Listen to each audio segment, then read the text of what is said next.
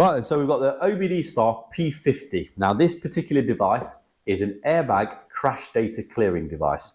Supports nearly 1,000 airbag modules and is being updated constantly. So within the box, you get a small tablet device, you get an OBD connector, you get the P004 adapter, which has a couple of dip switches and some jumpers on there, and then you get the actual jumper cables that are required for you to connect to the airbag modules. Now, to reset the airbag module, obviously you get a power adapter as well.